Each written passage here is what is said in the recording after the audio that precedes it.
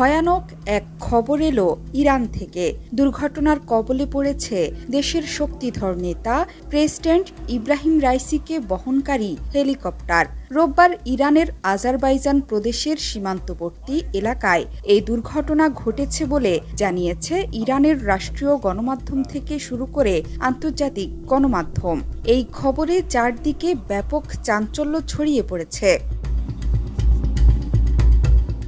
ইরানের রাষ্ট্রীয় television channel জানিয়েছে, 3টি হেলিকপ্টারের একটি কনভয় নিয়ে যাচ্ছিলেন ইরানি প্রেসিডেন্ট ইব্রাহিম রাইসি। প্রতিবেশী দেশ আজারবাইজানে 3 কপ্টারের একটি দুর্ঘটনায় পড়েছে।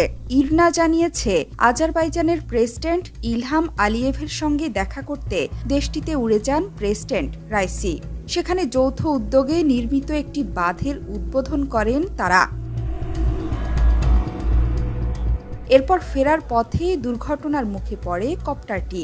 আজারবাইজানের সীমান্তবর্তী শহর জোলফার কাছে এই ঘটনাটি ঘটেছে। ইরানের সংবাদ মাধ্যমগুলো একে দুর্ঘটনা বলতে চাচ্ছে না। দাবি করা হয়েছে, প্রেসিডেন্ট রাইসিকে নিয়ে হেলিকপ্টারটি জোলফার কাছে এক জায়গায় হার্ড ল্যান্ডিং করেছে, অর্থাৎ জোরালোভাবে অবতরণ করেছে। তবে রাইসি কেমন আছেন এ নিয়ে এখনো কিছু জানানো হয়নি। জোলফার গভর্নর জেনারেল জানান, ওই এলাকায় এদিন ভারী কুয়াশা ছিল। কুয়াশার কারণেই হার্ড ল্যান্ডিং করতে বাধ্য হয় হেলিকপ্টারটি। ইতিমধ্যেই বেশ কয়েকটি উদ্ধারকারী দল প্রেসিডেন্ট ও অন্যান্যদের উদ্ধার করতে ওই এলাকায় পৌঁছেছে, কিন্তু খারাপ আবহাওয়ার কারণে উদ্ধার কাজ ব্যাহত হচ্ছে। কিছু পশ্চিমা মিডিয়ার আশঙ্কা, হার্ড ল্যান্ডিংয়ের পর গুরুতর আহত হয়েছেন ইব্রাহিম রাইসি।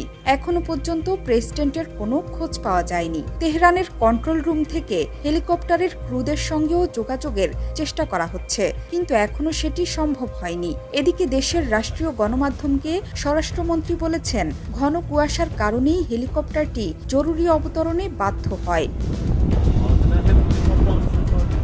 এই ঘটনায় ষড়যন্ত্রের গন্ধ পাচ্ছেন অনেকে, যার কারণ ইসরায়েল ফিলিস্তিন যুদ্ধে বড় ভূমিকা রাখছে ইরান। ইসরায়েলের চারপাশে ছড়িয়ে ছিটিয়ে আছে ইরানের প্রক্সি বাহিনী। শুধু তাই নয়, সিরীয় কনসুলেটে ইসরায়েলের হামলার জবাবে পাল্টা হামলা হিসেবে ভয়ঙ্কর জবাব দিয়েছিলেন রাইসি। সে কারণেই ইব্রাহিম রাইসির হেলিকপ্টার দুর্ঘটনাটি খুবই তাৎপর্যপূর্ণ, কারণ ইরানি কর্তাদের লক্ষ্যবস্তু করার বহু নজির আছে ইসরায়েলিদের সামরিক খাতায়। তার উপর সীমান্ত এলাকা হওয়ায় উত্তেজনার পারদ এখন তুঙ্গে। জোহরা চৌধুরী সেতু, ৭১।